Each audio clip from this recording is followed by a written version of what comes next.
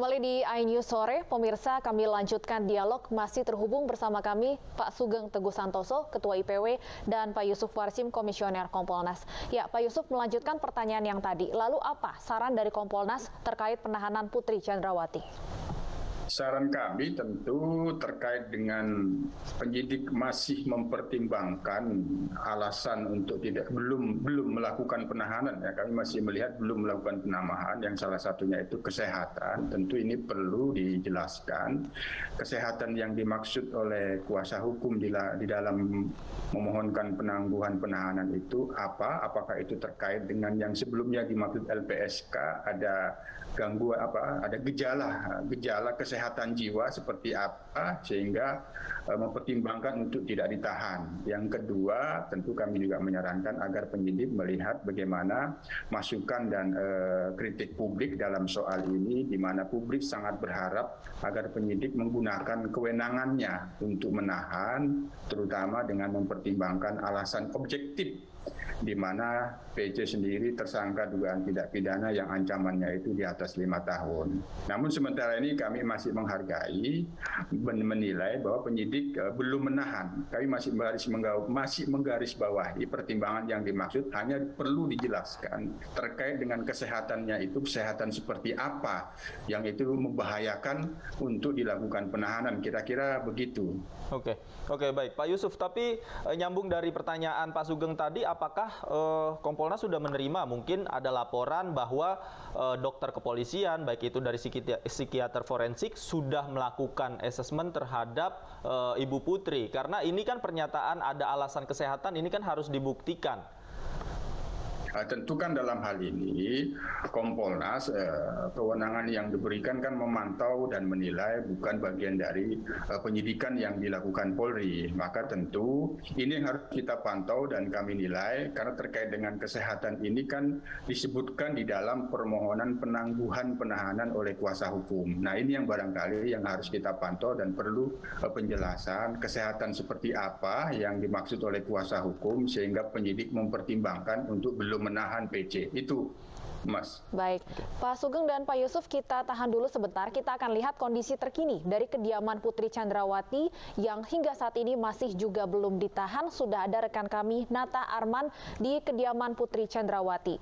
Nata, dari pantauan Anda, apakah ada pengawasan tambahan di sana pasca Putri Chandrawati masih juga belum ditahan?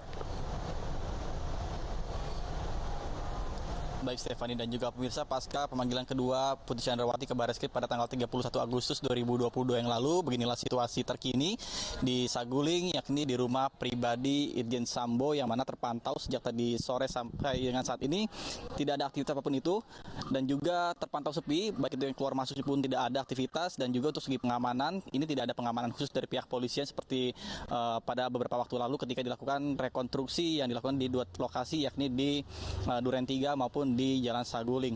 Dan dapat kami sampaikan juga terkait dengan hasil pemanggilan kedua ke Bareskrim tanggal 31 Agustus yang lalu, bahwa Ibu Putri Chandrawati tidak dilakukan penahanan karena sesuai dengan alasan kemanusiaan, yang mana pihak dari kuasa hukum mengatakan Pasal 31 ayat 1 KUHP atas dasar kemanusiaan, karena Ibu Putri Chandrawati ini masih memiliki seorang anak batita dan hanya dikenakan wajib lapor saja selama seminggu 2 kali kepada pihak polisian. Sedangkan untuk kasus ini Ibu Putri Chandrawati dikenakan pasal 340 subsider 338 Junto 55 dan 56 KUHP yang disangkakan pada Ibu Putri Chandrawati seperti keempat tersangka lainnya dengan ancaman hukuman yakni penjara seumur hidup atau hukuman mati. Dan demikian informasi yang bisa kami sampaikan. Saya kembalikan ke studio, Stefani. Baik, terima kasih Nata Arman atas laporan Anda langsung dari kediaman Putri Chandrawati, kawasan Duren 3, Jakarta Selatan. Pemirsa, kita lanjutkan diskusi kita. Saya ingin ke Pak Sugeng. Pak Sugeng, melihat tadi keadaan atau situasi terkini di rumah Putri Chandrawati tidak dijaga begitu ketat, kemudian tidak ada juga petugas yang terlihat di sana. Sementara kemarin dijamin bahwa Putri Chandrawati akan dijaga ketat oleh polisi. Nah, bagaimana menurut Anda melihat ini? Ya kan Ibu Putri tidak perlu dijaga ketat. Beliau kan tersangka ya, bukan seorang saksi yang berpotensi bisa mendapat ancaman. Ya, itu biasa saja menurut saya.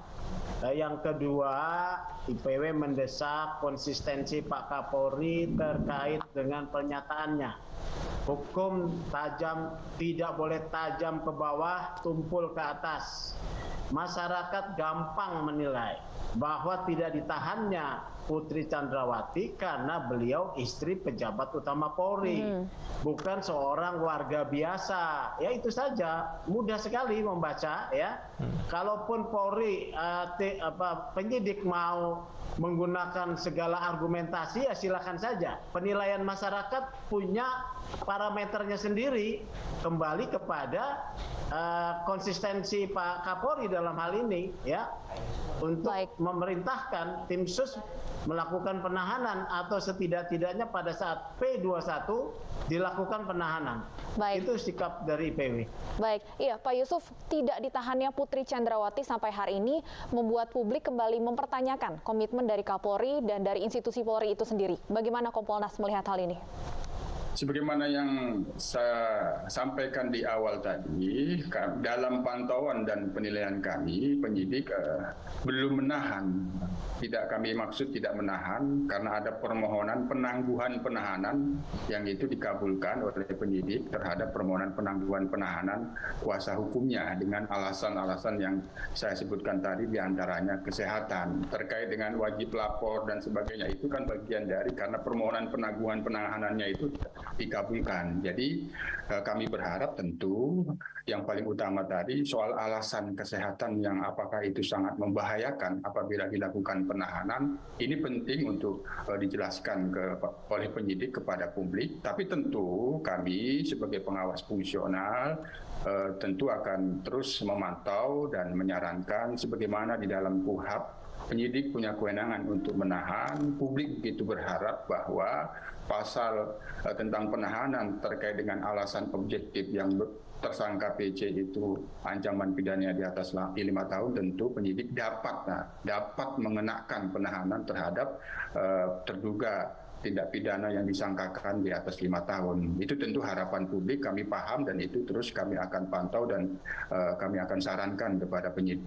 Baik, kita akan pantau terus nanti, semoga ada penjelasan yang bisa memuaskan publik agar isu ini tidak liar dan menimbulkan mispersepsi di publik. Terima kasih Pak Yusuf Warsim, Pak Sugeng Teguh Santoso, juga terima kasih sudah bergabung bersama kami di Anju Sore. Selamat sore. Terima kasih Mas.